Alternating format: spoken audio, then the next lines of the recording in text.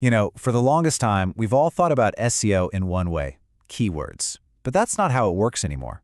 A huge shift has happened, and search engines are now understanding the web with a totally new, powerful language. And today, we're going to learn how to speak it. Okay, just let that number sink in for a second. What if more than half of all the people searching for what you do never actually click through to your site? It's a pretty startling thought, and it changes pretty much everything we thought we knew about being found online. And look, this isn't some glitch in the system. This is the new normal. Search engines are becoming answer engines. Their goal is to give people exactly what they need right there on the results page. And that's the big challenge we're all facing. So if you can't just rely on getting that click anymore, how do you win this new game? The answer is you have to learn to speak the native language of these new answer engines. It's a language that's not about keywords, but about meaning and about relationships.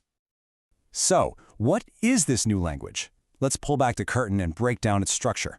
It really all boils down to one simple but incredibly powerful idea: the semantic triple. The easiest way to think about a semantic triple is like this. It's the single atom of knowledge for a machine. Every single fact that a search engine knows is broken down into the simple three-part structure: a thing, a relationship, and another thing. Subject, predicate, object. That's it. That's the whole blueprint. And here's a perfect example of how that works. We might say, Bob knows John. But a machine sees it differently. It sees a subject, a unique ID for Bob, a predicate, which is that relationship knows, and an object, the unique ID for John. This process just strips away all the messy human ambiguity and creates a perfectly clear, machine-readable fact. And the scale of this is, it's just staggering. Google's huge digital brain, the Knowledge Graph, holds over 800 billion facts about billions of different things, and every last one of them is stored as one of these simple semantic triples. So this isn't some fringe technique, it is the absolute foundation of modern search. Okay, but why is this such a huge deal right now? What's the big urgency? Well, it all comes down to the explosion of AI in search, a technology that pretty much feeds on this structured language of meaning. Now you have to listen to this. This is a direct quote from Google, and it tells you everything you need to know.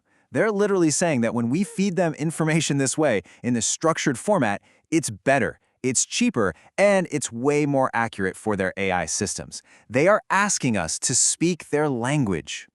And here's the payoff. When you speak this language correctly, Google rewards you with what are called rich results. Those fancy listings with star ratings, prices, or little drop-down FAQs. And the data doesn't lie. People click on those rich results way more often. We're talking 58% versus just 41% for the plain old blue links. That is a massive advantage. Wow. Okay, this chart right here, this paints a really stark picture. Only about 17% of searches actually end in a traditional click anymore.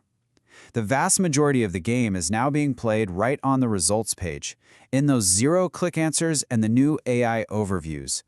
Winning there, that's the new SEO. Okay, so this all sounds great in theory, right? But the real question is, does this stuff actually work in the real world? Let's take a look at a couple of companies who put this into practice and saw some absolutely incredible results.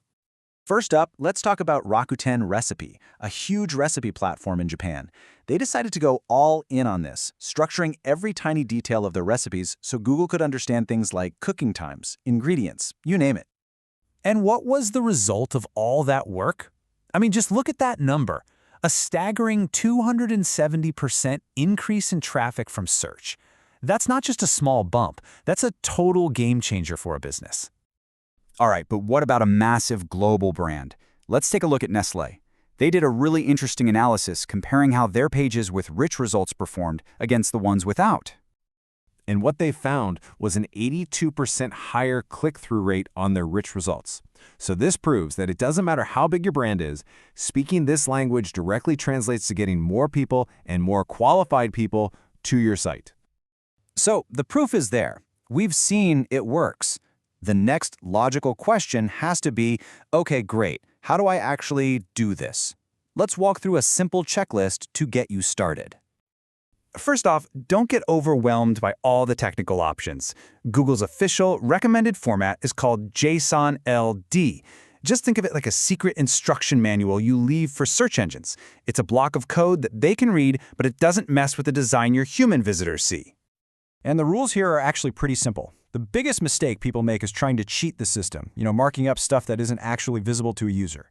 The golden rule of this: your structured data has to be an honest reflection of what's on the page. Be specific, be accurate, and for goodness sake, always use a testing tool to validate your code. And if you're looking at this and thinking, where do I even begin? This right here is your priority list. Seriously, screenshot this. Start by defining who you are with organization schema, establish your expertise with person schema for authors, and then just use the types that match your content, like article, product, or FAQ. This is where you'll get the biggest bang for your buck. So let's zoom out for a second. Where is all of this going? Because this isn't just about winning today. It's about setting yourself up for a future where search engines don't even really think in terms of keywords. They think in terms of things, not strings. A world where their entire index is built around real-world concepts and entities, not just a list of web pages. You can see the whole story right here on this timeline. This didn't happen overnight. It started way back in 2012 with the knowledge graph. It's exploding right now with AI overviews, and it's all heading towards a future where this entity-based way of understanding is the only way search works, especially for things like voice assistants and conversational AI. So, when you boil it all down, it really comes to this one question. Search engines have learned a new language. They don't just read the words on your page anymore, they understand the people, the products, and the ideas behind those words. The only question left is, are you going to start speaking their language, or are you willing to risk being lost in translation?